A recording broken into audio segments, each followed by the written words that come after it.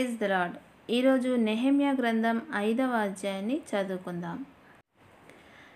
తరువాత ప్రజలలో స్త్రీ పురుషులు తమ సాటి యూదుల మీద పెద్ద ఫిర్యాదు చేశారు. కొంతమంది, మేము మా కొడుకులు కూతుళ్ళు చాలామందిమే, మేము తిని బతికేలా ధాన్యం కావాలి అన్నారు. మరికొందరు, ఈ కరువు కాలంలో ధాన్యం తెచ్చుకోవడానికి మా భూములను, ద్రాక్ష తోటలను, ఇండ్లను కుదువ పెట్టవలసి వచ్చింది అన్నారు. మరికొంతమంది ఇలా అన్నారు, రాజు వేసిన పన్ను చెల్లించడానికి మా భూముల మీద, ద్రాక్ష తోటల మీద మేము అప్పు చేశాము. మా సాటి జాతి వాళ్లతో రక్త సంబంధులం కదా, మా పిల్లలు వాళ్ళ పిల్లల్లాంటి వారే కదా, అయినా మా కొడుకులను కూతుళ్లను దాసులు కావడానికి అప్పగించవలసి వచ్చింది. ఇప్పటికే మా కూతుళ్లలో కొంతమంది దాస్యంలో ఉన్నారు. అయితే మా భూములు, మా ద్రాక్ష తోటలు ఇతరుల వశంలో ఉండటం చేత మేము వాళ్లను విడిపించలేకపోతున్నాము. ఈ విషయాలు, వారి ఫిర్యాదులు విన్నప్పుడు నాకు చాలా కోపం వచ్చింది. లోలోపల తలపోసిన తర్వాత నేను నాయకులను, అధికారులను మందలిస్తూ, మీరు సొంత ప్రజల దగ్గర అక్రమంగా వడ్డీ తీసుకుంటున్నారు అని చెప్పాను. వాళ్లను అడ్డగించడానికి నేను గొప్ప సభ సమకూర్చాను.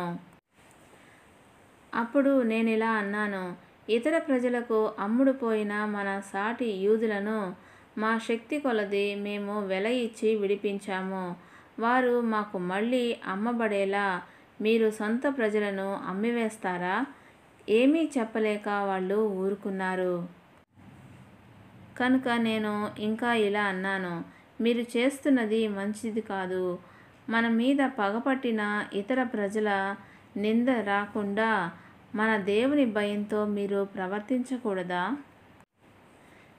నేను, నా బంధువులు, పనివారు కూడా ప్రజలకు డబ్బును, ధాన్యాన్ని అప్పుగా ఇస్తున్నాము.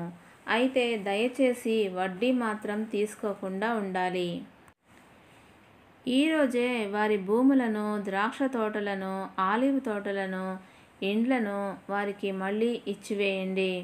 డబ్బు, ధాన్యం, ద్రాక్షరసం, నూనెలో మీరు వడ్డీగా తీసుకున్న ఆ 100వ భాగాన్ని కూడా వారికి ఇచ్చివేయండి. అందుకు వారు, మీరు చెప్పినట్టే చేస్తాము, అవన్నీ వాళ్లకు ఇచ్చేస్తాము, ఇక నుంచి వాళ్ళ దగ్గర ఏమీ కోరము అని చెప్పారు.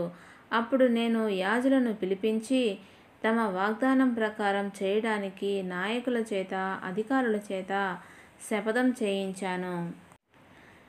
నేను ఒడి దులిపి, ఈ వాగ్దానం నెరవేర్చని ప్రతి వాణ్ణి తన ఇంట్లో, ఆస్తిలో లేకుండా ఉండేలా దేవుడు దులిపివేస్తాడుగాక, అలాంటి వాణ్ణి ఇలాగే ఏమీ లేనివాడుగా దులిపివేయటం జరుగుతుందిగాక అన్నాను. అందుకు సర్వ సమాజం తథాస్తు అని చెప్పి యెహోవాను స్తుతించింది. వాగ్దానం ఇచ్చినట్లు ప్రజలు చేశారు కూడా. అర్తహషస్త చక్రవర్తి ఏలుతున్న 20వ సంవత్సరంలో యూదా దేశంలో ప్రజలకు అధిపతిగా నియమించబడ్డాను.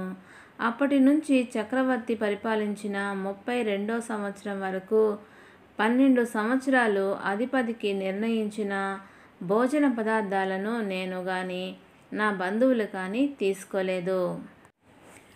నాకు మునుపు ఉన్న అధిపతులు ప్రజలకు భారంగా ఉండి, వారి దగ్గర నుంచి భోజన పదార్థాలను, ద్రాక్షరసాన్ని, 40 తులాల వెండిని తీసుకునేవాళ్ళు.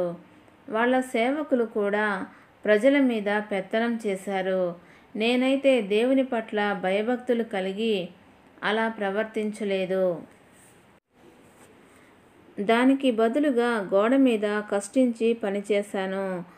నా మనుషులంతా కూడా ఆ పని చేస్తూ వచ్చారు. మేము ఏమీ భూమి సంపాదించుకోలేదు. నా బల్ల దగ్గర యూదులు, అధికారులు 150 మంది భోజనం చేసేవారు.